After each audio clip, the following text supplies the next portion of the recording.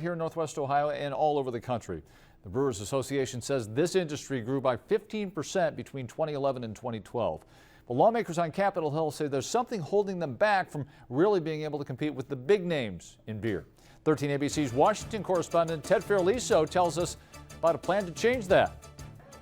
The United States is a country in the world that has the highest number of different kind of beers, of craft beers in the whole world. And the Maumee Bay Brewing Company is adding to that statistic. The microbrewery now produces about 2,000 barrels of beer a year. Our brewing is going up about 200 to 300% every year. But with all that beer comes a hefty excise tax, $7 a barrel. We're struggling with it because that's what it is and we have to deal with it. Pennsylvania Senator Bob Casey says the guidelines for what's considered a small brewery and the tax associated with it has been the same since 1976, even though the beer industry has grown significantly.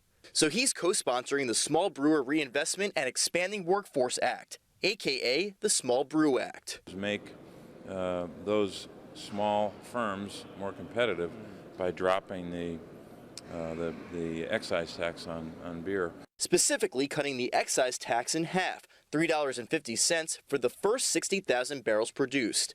It would also redefine small breweries as producing 6 million barrels a year instead of 2. Harvard did a study which showed that the economic impact of reducing the excise tax is rather substantial and is a job creator both in the first year or two, but even over time. Any help in that respect would be an investment in creating more jobs, and selling more product, doing more commerce locally. Right now, the Small Brew Act has 32 co-sponsors in the Senate, Republican and Democrat, including Senator Rob Portman.